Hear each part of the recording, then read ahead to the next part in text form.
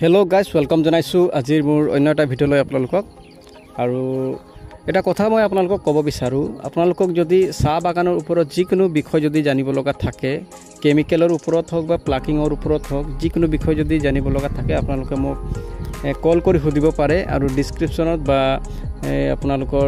যেটো comment box আছে তাত কমেন্ট কৰি আপোনালোকক সুধিব পাৰে তো মই আপোনালোকক বিষয়বিলাক জনাই দিম তো গতিকে বলক আজি মই আপোনালোকৰ কাৰণে লৈ আহিছো যে চাহ বাগানত আমি কিছুমান ঘাঁহ বনবিলাক আমি দেখি পাওঁ যিবিলাক ঘাঁহ বন আমি যেটো কেমিকেল মাৰো যেটো আমি উইডিসাইড মানে যেটো আমি ঘাঁহ মাৰা দৰব মাৰো এই দৰবৰ যোগেদি এই ঘাঁহ বনবিলাক আমি হেক কৰিব নোৱাৰো যদিও এই ঘাঁহ বনবিলাক মৰহি যায় কিন্তু কমপ্লিটলি সম্পূৰ্ণভাৱে বাগানৰ পৰা এই ঘাঁহ বনবিলাক নাইকিয়া আমি কৰিব নোৱাৰো তো গতিকে আজি মই কেইটামান বিষয় আপোনালোকক জনাব বিচাৰিম যে কেনেদৰে আপোনালোকে এই ঘাঁহ বনবিলাকৰ পৰা আপোনালোকৰ বাগানটো সফা কৰি ৰাখিব এইটো বিষয় মই আপোনালোকক জনাম তো প্ৰথমতে আপোনালোকক মই ক'ব বিচাৰিছো যে আপোনালোকে ভিডিঅ' দেখিছে ইয়াক কোৱা হয় মেলাষ্টেমা ইংৰাজীত ইয়াৰ নাম আছে মেলাষ্টেমা আৰু আমি বাগানীয়া ভাষাত ইয়াক আমি নিচি হাবি বুলি কওঁ আৰু এই মেলাষ্টেমা এইটো বাগানৰ কাৰণে এটা বহুত এটা হানিকাৰক এটা এইটো উদ্ভিদ হয় হানিকাৰক এইটো বন হয় এইটো যোনটো বাগানত থাকে আপোনালোকে ইমিডিয়েট ইয়াক আপোনালোকে উঘালি পেলাই দিয়াৰ আপোনালোকে ব্যৱস্থা কৰিব কাৰণ নহলে আপোনাৰ বাগানৰ যেটো সাৰ আছে যেটো ফাৰ্টিলাইজাৰ আছে সেই সকলোখিনি এই গছজোপে শুহি লয়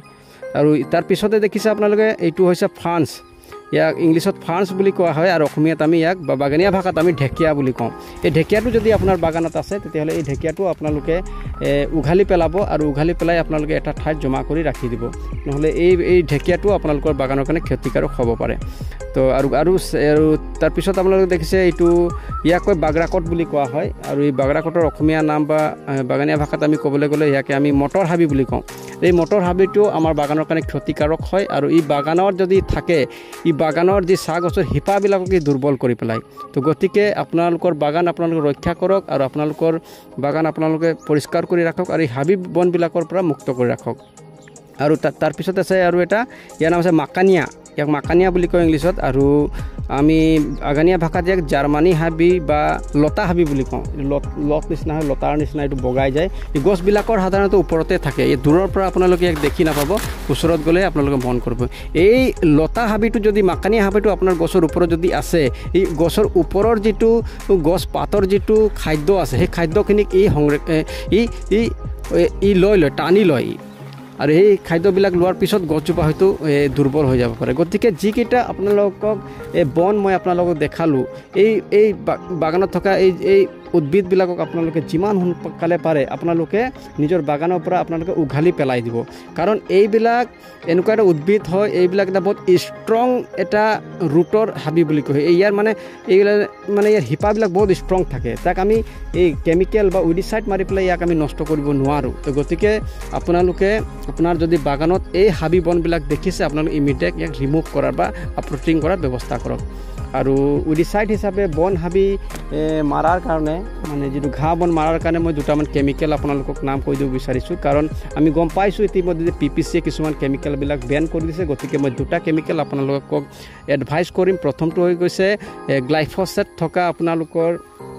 কেমিকেল আছে আপোনাৰ টপাৰ বুলি এটা কেমিকেল আছে এই টপাৰ কেমিকেলটো আপোনালোকে ব্যৱহাৰ কৰিব পাৰে টপাৰ কেমিকেলটো ভাল হয় আৰু এটা কেমিকেল আছে আপোনালোকৰ আৰু এটা কেমিকেল মই এমসেট বুলি এটা কেমিকেল আছে এই এমসেট উইডিসাইড কেমিকেলটো আপোনালোকে মাৰি ভাল ৰিজাল্ট পাব আৰু আমিতো ৰাউন্ড আপটো সাধাৰণতে সকলোৱে ব্যৱহাৰ কৰে 240 ইউজ কৰো লগতে আমি 240 টো আপোনালোকে ইউজ কৰিব আৰু